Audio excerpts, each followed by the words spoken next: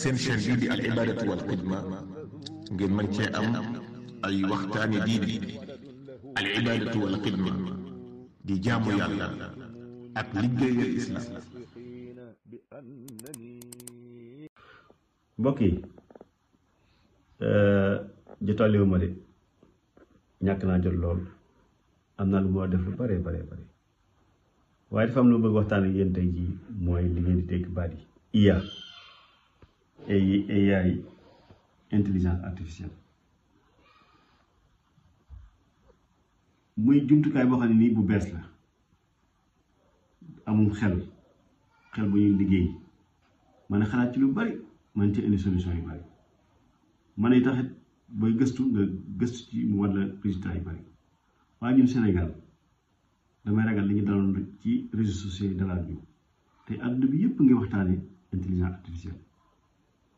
président européen yi dañ ciy waxtaan président bu mujj bii falu Amérique dajale na ñetti homme d'affaires ngi tëgg projet wu 500 milliards de dollars nga xam ne boo koy xool daanaka da ngay jàpp ne lu mat genn wàllu Afrique seen budget bi ñu ko dajale woon moo projet bi ñooy toll.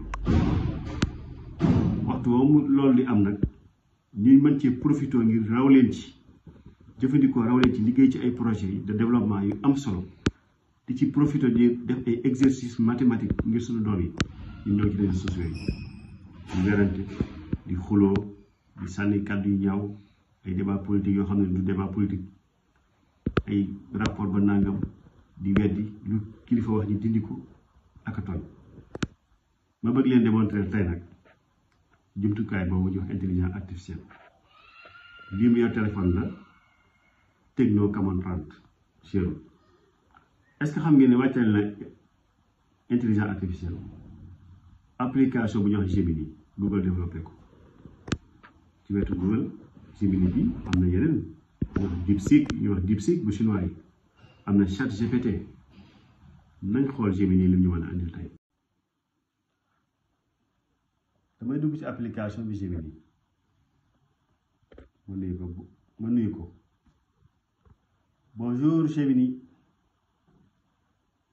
Bonjour, je m'appelle Gemini, un grand modèle linguistique créé par Google. Je suis là pour vous aider dans diverses tâches, comme répondre à vos... Connaissez-vous l'historien Souleymane Bachir Diagne? Oui, je connais l'historien et philosophe sénégalais Souleymane Bachir Diagne. Il est une figure importante de la pensée contemporaine, et ses travaux portent sur l'histoire de la philosophie islamique, la philosophie africaine, et les questions de l'universel et du particulier. Voici quelques informations sur lui. Parcours. Ancien élève de l'École normale supérieure de Paris, il est agrégé de philosophie et docteur d'État. Il enseigne actuellement à l'Université Columbia de New York. Travaux. Es-tu musulman? En tant que modèle linguistique important, je suis développé chez Google. Mon but est de fournir des informations et d'aider les utilisateurs dans diverses tâches. Google n'est affilié à aucune religion. Souhaitez-vous en savoir plus sur les relations entre Google et les religions du monde ou sur d'autres sujets?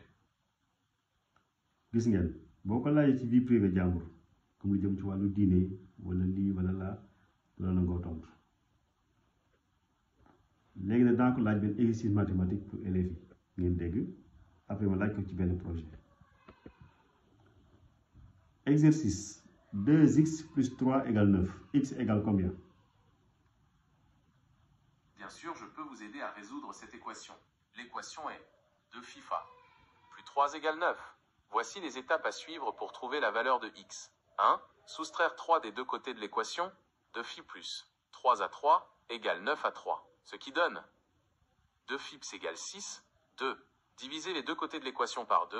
2 fois 2 égale 6 demi. Ce qui donne x égale 3. Donc la valeur de x est 3. Vérifie. Oui, muy am solo. Maintenant dama ko jox benn projet ne ko dama bëgg a defar benn poulailler. dama koy wax benn projet bu ma bëgg a def am naa ñeent fukki junni yor 20 mètres carrés maanaam espace bu ndaw la 4 mètres sur 5 bëgg a yar ay ginaar ba xam ndax man dama si jàppale. J'ai 200 000 francs CFA, un terrain de 20 mètres carrés. Cela représente une somme importante. 200 000 francs CFA. C'est Oui, je comprends, mais j'ai un terrain de 20 mètres carrés, un budget de 200 000 francs et j'aimerais mettre en place un poulailler. C'est une excellente nouvelle que vous ayez un terrain de 20 mètres carrés. Cela vous ouvre de nombreuses possibilités, surtout avec les 200 000 francs CFA que vous possédez. Voici quelques idées et pistes de réflexion pour valoriser votre terrain et votre argent. 1. Construction et aménagement. Oui, j'aimerais élever des poulets et les vendre à la fin de la Korité. C'est une excellente idée. L'élevage de poulets peut être une activité lucrative et intéressante, surtout si vous avez déjà un terrain. Voici quelques informations et conseils pour vous aider à démarrer votre projet. 1. Planification et préparation. Type d'élevage. Déterminez le type d'élevage que vous souhaitez faire. Poulet de chair, pour la viande, poule pondeuse, pour les œufs, ou les deux. Chaque type a ses spécificités en termes de race, d'alimentation, de logement et de soins. Taille de l'élevage. Commencez petit, surtout si vous êtes débutant. Vous pourrez augmenter la taille de votre élevage au fur et à mesure de votre expérience et de vos revenus. Race de poulet. Choisissez les races de poulet adaptées à votre région et à votre type d'élevage. Certaines races sont plus résistantes. Gis ngeen ko déjà jox na ma indication yi clair ci projet bi nga xam ne mën naa ko def ak 200 000 francs terrain bu ndaw ñu ma jox ay éléments waaw maa ngi koy wax ne ko léegi damaa bëggoon a bind benn lettre sama xarit lettre bu sympa bu neex.